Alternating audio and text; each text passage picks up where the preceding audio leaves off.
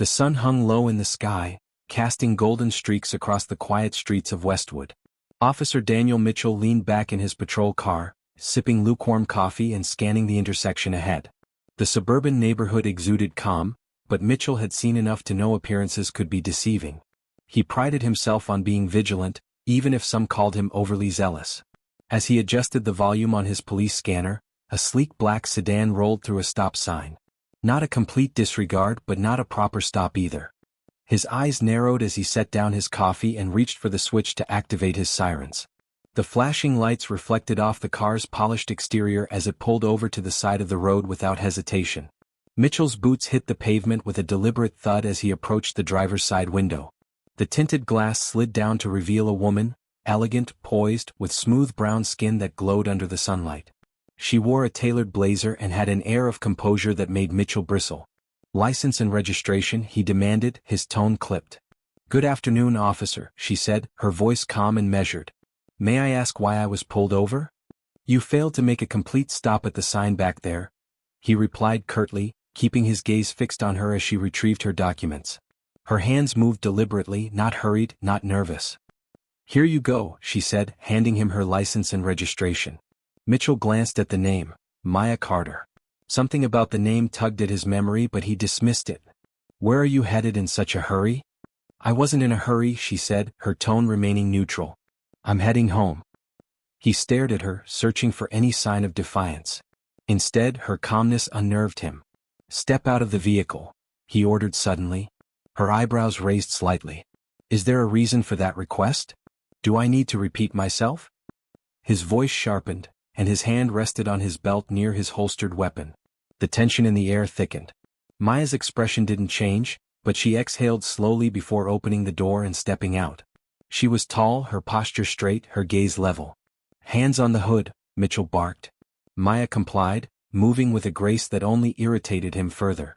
He patted her down, searching for anything to justify his escalating behavior. Finding nothing, he stepped back, reaching for his cuffs. "You're under arrest for resisting an officer and obstruction," he said. "Resisting?"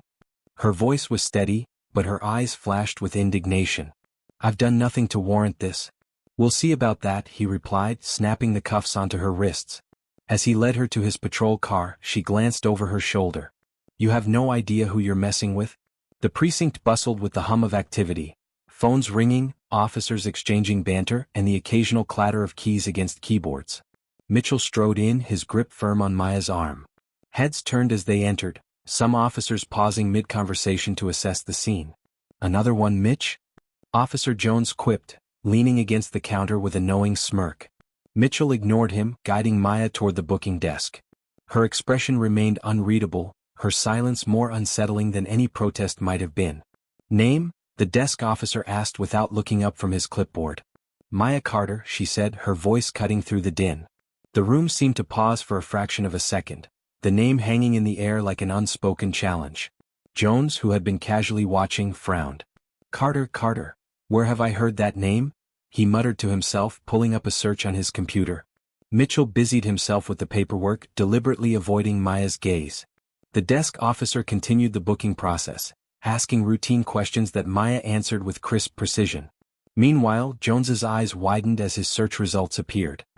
Mitch," he called out, his tone suddenly serious. Mitchell didn't look up. "What is it?" "You might want to take a look at this," Jones said, spinning his monitor around to show a detailed profile. Mitchell approached, his brow furrowing. The screen displayed Maya's credentials: State Attorney Maya Carter, Civil Rights Division. The color drained from his face. "What the—" he muttered, his stomach sinking. Maya, still seated calmly, finally spoke. "I tried to tell you," she said, her tone laced with quiet authority. "But you were too busy flexing your power to listen." The room grew uncomfortably silent. Captain Hayes entered, his commanding presence cutting through the tension. "What's going on here?" he demanded. Jones gestured to the monitor. "Maya Carter," he said. "She's a state attorney. And not just any attorney, she's the attorney who's been leading the charge on police reform cases." Hayes's eyes narrowed as he turned to Mitchell. "Is this true?" Mitchell stammered. I didn't know who she was." "She was resisting." "Enough," Hayes snapped. He turned to Maya. "Miss Carter, I deeply apologize for this misunderstanding. Please know this is not reflective of how we operate. Maya's gaze was piercing. Captain Hayes, spare me the platitudes. I'll let my actions speak louder than your words. Mitchell's chest tightened as he realized the gravity of his mistake. This wasn't just a routine arrest gone wrong. This was the beginning of a storm that would shake the precinct to its core. The precinct, typically a chaotic orchestra of ringing phones and murmured conversations, had descended into an uneasy quiet. The tension was palpable as whispers of Maya Carter's identity rippled through the room. Officer Mitchell stood rigidly by the desk, his hands clenched into fists, his jaw tightening with every second that passed. He was a man unaccustomed to fear, but this was uncharted territory. Maya sat serenely in the holding area, a faint, knowing smile playing at the corners of her lips. Her demeanor radiated calm authority, a stark contrast to Mitchell's barely contained agitation. She had no need to assert her position. The truth of who she was spoke volumes. Captain Hayes, Rookie Officer Evans called hesitantly. The young officer's voice wavered as he gestured toward the glowing screen displaying Maya's profile. You're going to want to see this. Hayes strode over, his imposing frame and gruff demeanor silencing the whispers in his wake. His sharp eyes scanned the screen, the weight of the revelation settling visibly in his features. State Attorney Maya Carter, he read aloud, his voice heavy. Civil Rights Division. The words echoed in the stillness. Hayes turned slowly to face Mitchell, his gaze sharp enough to cut glass. You arrested one of the most prominent civil rights lawyers in the state? Without probable cause? Mitchell's mouth opened, but no words came out. For the first time in his career, his confidence abandoned him. Captain, Maya interjected, her voice calm but commanding. There was no probable cause. I have no doubt Officer Mitchell's actions were motivated by something other than protocol. Hayes's gaze flicked to Maya, his face a study in conflict. Miss Carter, I apologize for... Maya raised a hand to cut him off. Apologies won't erase this. I hope you understand that. The rookie officer shifted uncomfortably, while the rest of the precinct staff exchanged uneasy glances. Mitchell's face was pale, his usual bravado replaced by a grim silence. Hayes cleared his throat. Evans, take Miss Carter's statement immediately. Mitchell, my office. Now. The captain's office was dimly lit, a space designed for functionality rather than comfort. Mitchell sat stiffly in the chair across from Hayes, his palms damp and his heart pounding in his chest. The older man's piercing gaze pinned him in place like a bug under glass. Explain yourself, Hayes demanded, his voice low and dangerous. What the hell were you thinking? Mitchell swallowed hard. She ran a stop sign. I followed protocol. Protocol? Hayes barked, slamming his hand on the desk. You arrested a state attorney, Mitchell? A civil rights lawyer. Do you have any idea what kind of firestorm you've unleashed? I didn't know who she was, Mitchell shot back defensively. How was I supposed to know? You weren't supposed to know, Hayes said coldly.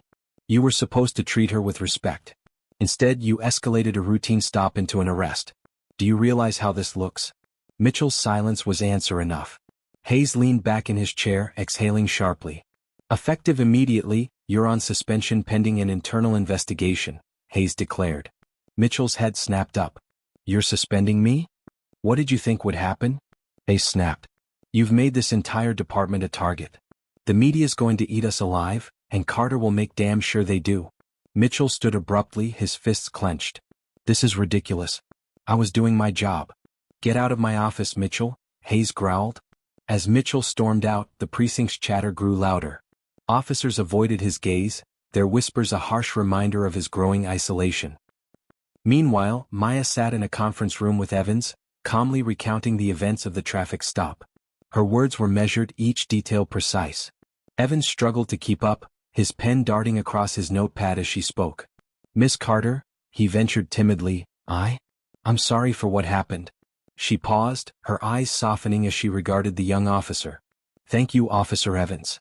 I can see you're one of the good ones. But this isn't just about me. It's about the culture that allows this kind of behavior to thrive. Evans nodded, a flush creeping up his neck. He couldn't argue with her. Outside the precinct, the storm was already brewing. By evening, news vans were parked in front of the building, and protesters had begun to gather. The footage of the arrest, captured by a passerby, was going viral, spreading outrage like wildfire. Inside, Hayes stood by a window watching the growing crowd with a sinking feeling. Maya Carter wasn't just a state attorney. She was a symbol, and this incident was about to become a battle cry for change. By dawn, the video had gone viral. A shaky phone recording captured the entire incident: the flashing lights, Officer Mitchell's aggressive stance, and Maya's calm yet firm resistance. It ended with the image of her being handcuffed and led to the patrol car. Within hours, social media platforms exploded with hashtags demanding justice. Hashtag Justice for Maya trended in the media, accompanied by millions of angry comments, shared stories, and calls for protests. Outside the precinct, a sea of protesters gathered. Their voices rang out in unison, carrying signs that read, "End police brutality, justice for Maya Carter, and accountability now." News vans lined the street, reporters broadcasting live updates as the situation escalated. The precinct's once quiet facade now felt like the epicenter of a storm. Mitchell sat in his car, parked a few blocks away, watching the crowd. His hands gripped the steering wheel, his knuckles white. He felt the weight of every chant, every angry face, as if they were directed straight at him. His phone buzzed incessantly, flooded with calls and texts, from his wife, his superiors, even anonymous threats. "You've ruined us," his wife had said earlier, her voice trembling. "The kids can't go to school. Reporters are camped outside our house. What were you thinking?" Mitchell had no answer. He'd spent his career believing in his authority, his actions, his instincts. But now, faced with the world's condemnation, he felt small, cornered. Inside the precinct, Captain Hayes stood before a row of cameras, his face grim. "We take these allegations very seriously," he said, his voice steady but strained. "Officer Mitchell has been placed on administrative leave pending a full investigation. We are committed to transparency and accountability." Reporters bombarded him with questions. "Captain Hayes, what's your response to claims of systemic racism within the department? Will Officer Mitchell face criminal charges? Has Maya Carter filed a lawsuit?" Hayes held up a hand. "We will address all concerns as the investigation progresses." "Thank you." But as he retreated inside, his shoulders slumped. He knew the damage was already done. The department's reputation was in tatters, and the storm was far from over. Maya Carter watched the press conference from her apartment, her phone buzzing with messages of support. Civil rights leaders, activists, and even celebrities had reached out, offering solidarity and resources. She'd spent the morning in meetings with her legal team, preparing for the fight ahead. Her resolve was unshakable. "This isn't just about me," she told them. "It's about every person who's been stopped, harassed, or silenced because of the color of their skin. We're going to make this count." The courthouse steps were packed with journalists, activists, and curious onlookers as Maya Carter approached the podium. Dressed in a crisp navy suit, her presence commanded attention. Cameras clicked and whirred, capturing the moment as she adjusted the microphone. "Good afternoon," she began, her voice carrying over the murmurs of the crowd. "Thank you for being here today." The crowd hushed, hanging on her every word. "What happened to me is not unique," she said, her tone steady but charged with emotion. "Every day, countless individuals face harassment, profiling, and violence at the hands of those sworn to protect them. I stand here not just as a victim, but as a voice for those who cannot speak for themselves." Applause erupted, but Maya raised her hand to quiet it. "This is not just about one officer or one department. It's about a system that has allowed these injustices to persist for far too long. Today I am filing a lawsuit against the Westwood Police Department, seeking not just accountability, but systemic change. This lawsuit is a call to action, a demand for transparency, reform, and justice." The applause was deafening. Maya's words resonated deeply, her passion igniting a fire in the crowd. Protesters cheered, waving signs high in the air. Activists rushed to her side, pledging their support. In the precinct, Mitchell watched the broadcast from a breakroom TV. His stomach churned as he listened to Maya's words. Each sentence felt like a nail in the coffin of his career. The room was silent, the usual banter replaced by an uncomfortable tension. "She's not wrong," one officer muttered under his breath. Mitchell whipped around, his face red with anger. "You've got something to say?" The officer shrugged. "Maybe it's time we take a hard look at ourselves. At this department?" Mitchell's fists clenched, but he said nothing. Deep down, a small, unwelcome voice whispered that maybe, just maybe, they were right. Maya's press conference sparked a wave of action. Cities across the country held marches and rallies. Activists called for police reform bills, and lawmakers began drafting proposals. The conversation was shifting, and Maya Carter was at the center of it all. Late that night, as she sat in her living room surrounded by papers and legal briefs, Maya allowed herself a moment of reflection. She thought of her parents who had taught her to stand tall in the face of injustice. She thought of the countless faces she'd seen in courtrooms, people who had suffered but never had the chance to fight back. "This is for them," she whispered to herself. And with renewed determination she returned to her work. The days following Maya Carter's press conference were a whirlwind of accusations and revelations. For Officer Daniel Mitchell, the pressure was unbearable.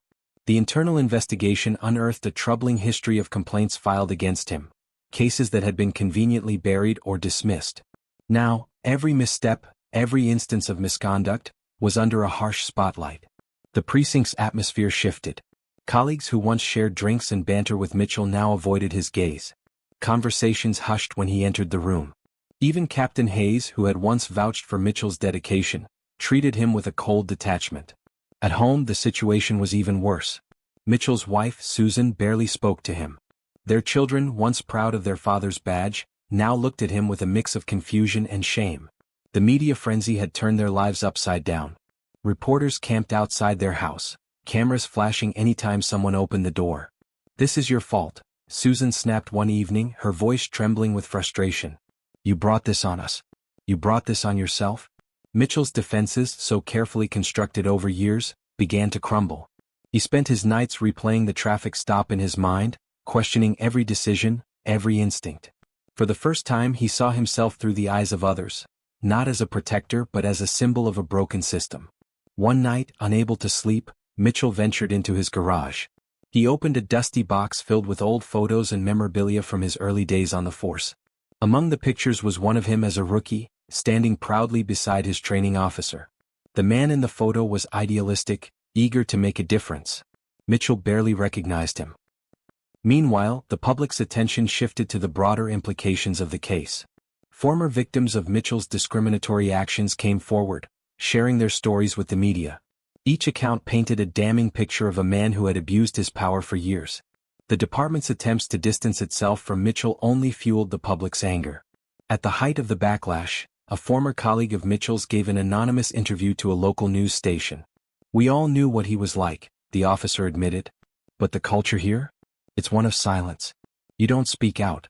You look the other way." The interview sparked outrage. Protesters demanded not only Mitchell's prosecution but a complete overhaul of the department. The courtroom was packed to capacity on the first day of the trial. Journalists, activists, and members of the public filled every seat, eager to witness the showdown between Maya Carter and the Westwood Police Department.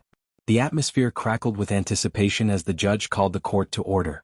Maya's legal team, composed of some of the brightest minds in civil rights law, presented a case that was as methodical as it was devastating. They began with the video of the arrest, letting the footage speak for itself. The jury watched in silence as Mitchell's actions played out on the screen. The expressions on their faces ranged from shock to disgust. Maya's testimony was the highlight of the proceedings. She recounted the traffic stop with precise detail, her voice unwavering. "I knew in that moment that this wasn't just about me," she said. "This was about every person who has ever been silenced, every person who has ever been treated as less than because of the color of their skin." Her words resonated deeply, not just with the jury but with everyone in the courtroom. Even Mitchell, seated at the defendant's table, couldn't meet her gaze.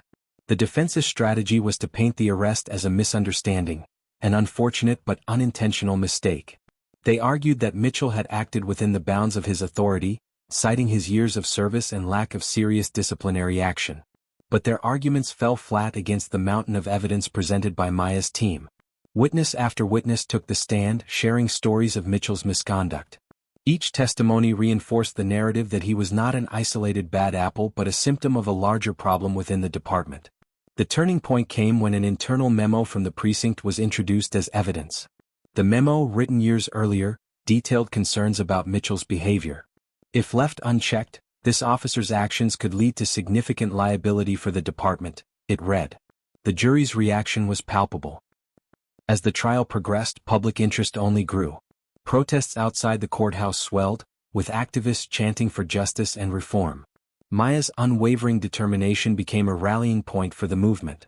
She wasn't just fighting for herself, she was fighting for change.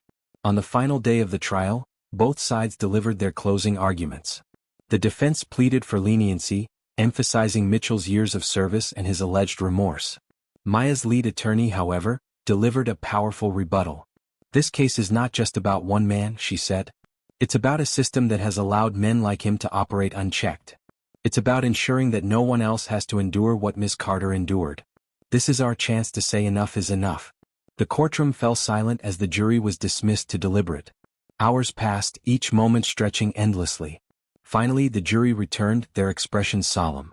The foreperson stood, clearing her throat. "We find the defendant." The courtroom was suffused with tension as the jury foreperson stood, clutching the folded slip of paper that contained their decision. The judge nodded solemnly, inviting her to read the verdict. Every eye in the room focused on her, the weight of expectation almost unbearable. "In the case of Carter versus Officer Daniel Mitchell and the Westwood Police Department," she began, her voice steady despite the charged atmosphere, "we, the jury, find the defendant guilty of misconduct and unlawful arrest." The room exhaled collectively, an audible release of tension. Maya Carter closed her eyes briefly, her lips pressing together in quiet satisfaction. She had won, but more importantly, the truth had prevailed. Mitchell sat motionless, his face drained of color. The words rang in his ears, hollow and damning. He glanced toward his wife, who was seated in the back of the courtroom, her expression unreadable. Their lives would never be the same. The judge's gavel brought the room back to order. The court also finds systemic negligence within the Westwood Police Department. As a result, it mandates a thorough review of department policies and immediate implementation of reforms, including mandatory training on bias and accountability. A ripple of approval spread through the audience. Protesters and supporters outside erupted into cheers as news of the verdict reached them. The movement that had grown around Maya Carter's case felt the first glimmers of victory. After the proceedings, reporters swarmed Maya as she exited the courthouse. She paused briefly at the steps, addressing the crowd with the same composure she had maintained throughout the trial. "This verdict is a step forward," she said. "But the fight for justice does not end here. It's time to rebuild trust, to hold systems accountable, and to ensure that no one else has to endure what I did. Together we can create lasting change." The weeks following the verdict were a whirlwind of activity. The Westwood Police Department launched its promised reforms, beginning with the resignation of Captain Hayes. A new chief was appointed, a progressive leader with a history of advocating for transparency and equity. Mandatory training sessions were scheduled, and an independent oversight committee was formed to monitor the department's progress. Maya Carter's life also changed irrevocably. She became a symbol of resilience and courage, her face appearing on news programs and magazine covers. Invitations poured in for her to speak at conferences, rallies, and universities. Despite the newfound attention, Maya remained grounded, focused on the work ahead. One of her first acts post-trial was to establish the Justice Reform Initiative, a nonprofit dedicated to legal advocacy and systemic reform. "This isn't about revenge," she explained during the initiative's launch event. "It's about creating a future where justice is not a privilege but a right for everyone." For Daniel Mitchell, life took a darker turn. Stripped of his badge and pension, he faced a cascade of civil suits from former victims emboldened by Maya's victory. His marriage crumbled under the weight of public scrutiny, and his once proud career was reduced to a cautionary tale. One evening, Mitchell found himself standing outside the precinct where he had worked for over a decade. The building, now adorned with banners proclaiming accountability and justice, seemed alien to him. He lingered for a moment, then walked away, a solitary figure fading into the night. Months later, Maya stood before a crowd at a rally commemorating the anniversary of her arrest. The steps of the courthouse were now a symbol of hope rather than despair. As she spoke, her voice carried the weight of experience and the promise of a brighter future. "We've come a long way," she said, "but the journey is far from over. Justice isn't a destination, it's a continuous effort. Let this moment remind us that together, we have the power to demand better, to be better, and to build a world where equality is not just an ideal but a reality." The crowd erupted into applause, their cheers echoing through the streets. Maya looked out at the sea of faces, each one a testament to the power of resilience and unity. As the sun dipped below the horizon, she felt a deep sense of fulfillment. This was more than a victory, it was a new beginning. In the distance, the courthouse lights flickered on, illuminating the steps where Maya had once stood as a victim but now stood as a beacon of hope. If this story resonated with you, don't forget to like this video and subscribe to our channel to support more powerful storytelling like this. And don't stop there, turn on the notification bell so you never miss our next video. We'd also love to hear your thoughts. Drop a comment below to let us know how this story impacted you or what you'd like to see next. Your feedback helps us create meaningful content that connects with you. Thank you for being a part of our community. Your voice matters. Folded Hands Sparkles.